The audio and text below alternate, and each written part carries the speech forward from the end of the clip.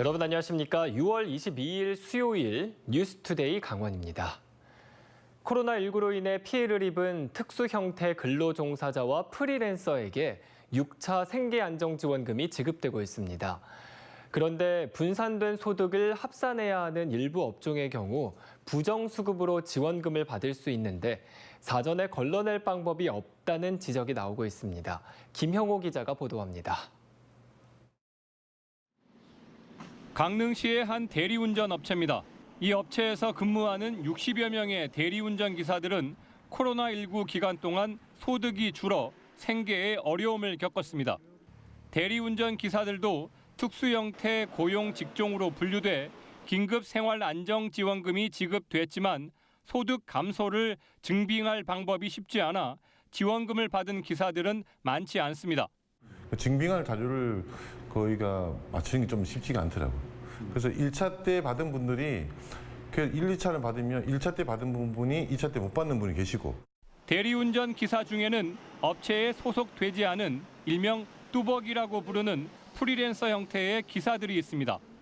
대도시에서 많이 활동하는 프리랜서 대리 기사들은 두세 개의 대리운전 앱을 사용하는데 대리운전 업계는 프리랜서 기사들이 소득을 누락해 지원금을 받고 있다고 말합니다.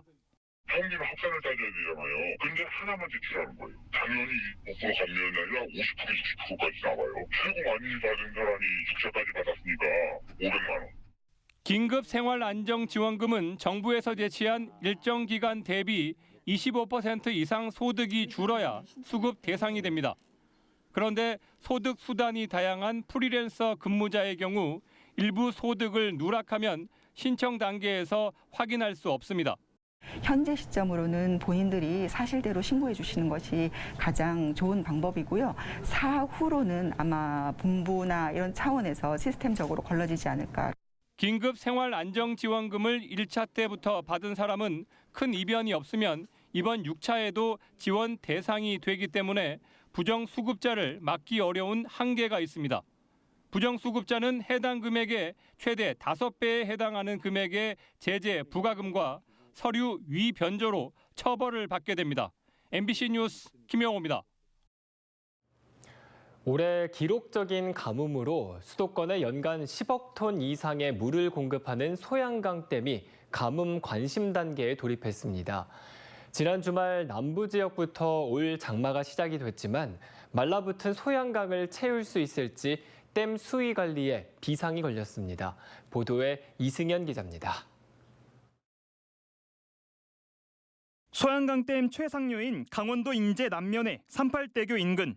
지난 겨울부터 내린 비의 양이 평년 60% 수준인 194mm에 불과해 강바닥이 그대로 드러났습니다. 길이가 700m에 달하는 산팔대교 없이도 소양강을 걸어서 횡단할 정도입니다. 제가 서 있는 곳이 소양강 상류를 가로지르는 산팔대교 밑인데요. 교각이 이렇게나 많이 드러난 건 5년 만에 처음이라고 합니다. 소양강 상류가 말라붙자 이곳에서 물고기를 잡아 생계를 유지하는 어민들도 갈 곳을 잃었습니다. 그나마 배를 띄울 수 있는 하류 쪽으로 10km가량을 내려가 그물을 넣어보지만 그마저도 어획량이 10분의 1 수준으로 급감했습니다. 인제군 어장의 한 70에서 80%가 바닥이 드러났어요. 한 20%에서 이제 이렇게 조업을 하고 그래요. 수도권에 연간 12억 톤의 물을 공급하는 소양강댐의 수위도 작년보다 10m 이상 낮은 165m로 내려앉았습니다. 지난해 같은 기간 50%대였던 저수율도 올해는 37%까지 떨어졌습니다. 장마로 가뭄이 해소될 수 있을 것으로 전망은 하고 있으나 혹시나 마른 장마로 가뭄 단계가 격상이 되면 저희가 지속적으로 모니터링을 한 후에 필요시에는 한강수계 댐부 연계 운영 협의회를 통해서 한국수자원공사는 지난 18일 소양강댐의 가뭄 단계를 관심 단계로 격상했습니다. 제주와 남부 지역을 중심으로 장마가 시작됐지만 소양강을 채울 충분한 비가 언제쯤 내릴지 알 수 없는 상황이 이어지고 있습니다. MBC 뉴스 이승현입니다. 앞서 말씀드린 것처럼 올 장마가 제주와 호남 지역부터 시작됐습니다만 중부 내륙 지역은 바싹 메말랐습니다. 지난 겨울부터 봄까지 내린 눈과 비가 평년의 60% 수준에 그쳤기 때문인데요. 이처럼 가뭄이 장기화하자 인공강우에 대한 관심이 높아지고 있습니다. 우리나라의 인공강우 기술 현 주소는 어떤지 김도균 기자가 취재했습니다. 날개 6개가 달린 대형 드론이 힘차게 하늘로 날아오릅니다. 이어 드론에 달려있던 플레어가 터지고 노란색 연무가 흩날립니다. 비구름을 발달시키는 구름씨입니다. 지난 2006년부터 16년 동안 과학기술로 눈과 비를 내리게 하거나 양을 늘리는 실험을 하고 있습니다. 국립기상과학원은 해발 800m에 위치한 이곳 강원도 평창의 구름물리 선도센터에서 인공강우를 연구하고 있습니다. 드론이나 비행기, 지상 연소기 등 장비를 이용해 구름 속에다 구름씨인 염화나트륨이나 염화칼슘을 뿌리면 큰 물방울이 생기고 입자가 성장해 비가 내리는 원리입니다. 대기 온도가 영하로 떨어지면 요오드와 은을 뿌려 강설을 유도합니다.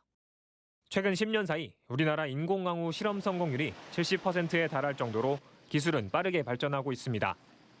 하지만 기술 선도국인 미국과 중국, 러시아에게는 6년 정도 뒤처져 있습니다. 미국, 중국, 러시아, 일본 등은 이제 실제적으로 사용하는 단계이고요. 우리는 아직 실증 단계에 들어가지 못했습니다. 가뭄이나 산불에 대응하기에는 기술 수준이 미치지 못하는 것이 우리나라 인공강우의 현실. 지금으로선 인공으로 만든 강우량이 3.5mm 정도에 그치기 때문입니다. 실용화를 위한 지상 실험 장소도 대관령 한 곳뿐인데다 실험용 항공기도 한 대밖에 없습니다. 앞으로 이런 지상 실험 사이트나 대형 항공기 도입 등 여러 가지 방법론적인 것에서 인프라가 많이 필요합니다. 급격한 기후변화로 증가하고 있는 가뭄이나 산불 등 각종 자연재난에 실용화된 인공강우 기술을 접목하자는 의견이 늘고 있지만 연구 기반에 대한 투자는 여전히 제자리 걸음을 면치 못하고 있습니다. MBC 뉴스 김도균입니다. 평창 대화의 광천 선굴이 생태관광지 개발 사업을 완료하고 다음 달 개장합니다. 백룡동굴에 이어 평창의 새로운 관광 명소가 될 것이라는 기대와 함께 훼손이 가속화될 것이라는 우려 또한 교차하고 있습니다. 보도에 조성식 기자입니다. 어두컴컴하고 차가운 동굴 안, 천장에는 삐죽삐죽 종류석이, 바로 밑 바닥에는 석순이 자라고 있고 벽면에는 물이 흘러내리며 만들어진 유석이 장관을 이룹니다. 4억 년 역사를 담고 있는 석회동굴, 평창 대화면의 광천 성굴입니다. 주요 통로인 주굴과 가지처럼 뻗어진 지굴이 미로 형태로 연결되어 있고 커다란 귀와 주름진 코를 가진 관박쥐가 천장 곳곳에 거꾸로 매달려 있습니다. 광천 성굴이 관광자원화 사업을 완료하고 6년 만에 일반에 개장합니다. 천연기념물인 미탄 백룡동굴에 이어 또 다른 탐험형 체험동굴로 개발했습니다. 광천 성굴은 다른 동굴에 비해서 박쥐와 함께 또 동굴 생선물 또 다양한 동굴 생물이 함께 서식을 하고 있는 생태 교육 환경적인 프로그램을 돌릴 수 있는 좋은 여건을 가지고 있습니다. 지질과 생태, 문화와 치유 등을 주제로 사업비 88억 원을 들여 850m 길이의 동굴 관람 시설과 방문자 센터, 야외 공원 등을 갖췄습니다. 어둡고 좁은 동굴을 따라 직접 탐험하는 체험 프로그램도 운영됩니다. 한여름에도 동굴 안 기온이 10도에서 15도 사이를 유지하고 있어 지역 더위 축제와 연계 관광객들에게 색다른 경험을 제공할 것으로 기대하고 있습니다. 과거 2년 동안 코로나19로 인해서 지역 축제라든가 이런 게 하나도 열리지 못했었습니다. 성굴 개장으로 인해서 관광객들이나 또 경기 활성화에 많은 도움이 될 것 같습니다. 하지만 사전 예약 등을 통해 정해진 인원만 이용하는 방식이 아니라 인원 제한 없이 일반 관람객을 받는다는 계획이어서 환경훼손 우려도 나옵니다. 데크 설치 등 개발 과정에서 동굴 환경이 이미 훼손됐다는 지적도 계속되고 있는 상황. 관광 활성화와 생태적 가치 보존, 이 두 마리 토끼를 잡기 위한 묘수 찾기가 앞으로의 과제로 남았습니다. MBC 뉴스 조성식입니다. 강원도에서 인구 1명이 줄면 관광객 63명을 유치해야 지역 경제 규모가 유지된다는 연구 결과가 나왔습니다. 한국관광공사가 지역 인구 감소에 대한 관광 대체 소비 규모를 빅데이터 기반으로 분석한 결과 인구 감소 지역이 포함된 광역시도에서 연간 1인당 지역 소비액은 강원도가 859만 원으로 전국에서 가장 높았습니다. 관광 대체 소비 규모로 보면 강원도는 감소 인구 1명당 숙박 관광객 32명, 18만 7천 원과 당일 관광객 31명, 8만 5천 원이 필요한 것으로 나타났습니다. 도민 1인당 지역 소비액이 높다 보니 인구가 줄어들면 지역 경제 규모를 유지하기 위해 더 많은 외부인들의 소비를 필요로 하는 것입니다. 양양군과 인제군이 소유권 갈등을 벌였던 설악산 중청대피소에 인제군 주소명이 부여됐습니다.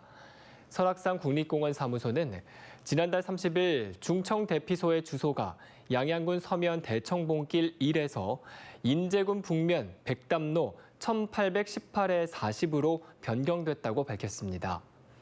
중청대피소의 행정구역 소재지가 확정되면서 국립공원 사무소는 중청대피소의 숙박 기능을 없애고 최소한의 비상대피 공간으로 축소한다는 계획을 본격화한다고 설명했습니다. 강원도 소방본부는 다음 달 8일까지 폭염에 대비해 공장 시설에 대한 소방 특별조사를 실시합니다. 점검 대상은 화재 위험성이 높은 도내 공장 30곳입니다. 강원소방은 소방시설 정상 작동 여부와 방화 피난시설 변경 행위, 무허가 위험물 사용 여부, 소량 위험물 관리 실태 등을 점검하고 안전관리자를 대상으로 화재 안전 컨설팅을 실시할 예정입니다.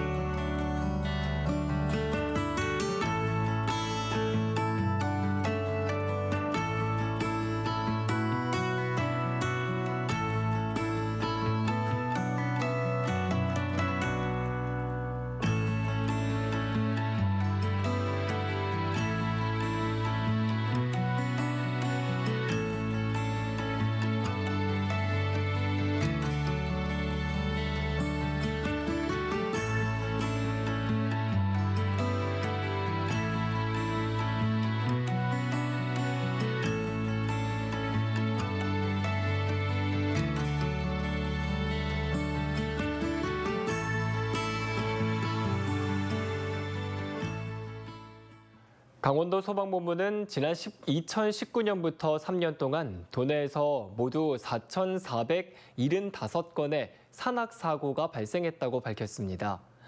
사고 원인별로 낙상과 추락이 1,100여 건을 넘어 가장 많았고 조난이 518건, 무리한 산행으로 인한 근육 경련 등도 500건 넘게 발생했습니다.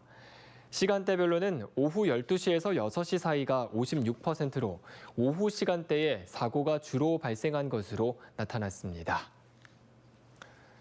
춘천시장직 인수위원회가 강원특별자치도 TF를 구성하고 특별자치도에 반영할 춘천의 발전 방안 모색에 나섰습니다. 인수위원회는 춘천이 강원특별자치도 중심 도시로 발전하기 위해 전문가들로 구성된 TF를 만들었다며 민선 8기 시정이 시작되면 TF도 확대 운영된다고 밝혔습니다. 특히 춘천을 교육특구와 연구개발특구, 국가산업단지로 지정받기 위한 방안과 논리 개발을 추진한다며 앞으로 추진 과제와 로드맵 마련에 나설 예정입니다. 춘천 지역 16곳에 마련된 스마트 버스 정류장이 다음 달부터 본격 운영됩니다. 스마트 버스 정류장은 미세먼지와 버스 매연 등을 정화할 수 있는 것은 물론 냉난방기와 온열 의자가 설치돼 폭염과 한파에 대비하도록 꾸며졌습니다. 또 지능형 CCTV와 112 연결 안심 비상벨이 설치됐고 정류장 3곳에는 자동 심장 충격기도 마련됐습니다. 춘천시는 국비 등 20억 원을 들여 스마트 버스 정류장을 구축했다며 첨단 기술을 활용한 다양한 사업을 진행할 계획입니다. 원주 단구 근린공원에 보행 육교가 설치되고 둘레숲길이 조성됐습니다. 원주시는 25억 원을 들여 단구동 구곡초등학교 인근 여성가족공원과 구곡 두산아파트 뒤편 옥녀봉 일원을 보행 육교로 연결하고 3.5km 구간의 산책로를 조성해 도심진의 숲길을 편하게 이용할 수 있도록 했습니다. 원주시는 추가로 보행 육교 아래 공터에 어린이 놀이시설을, 다른 공터에는 어린이 쉼터를 조성할 계획입니다.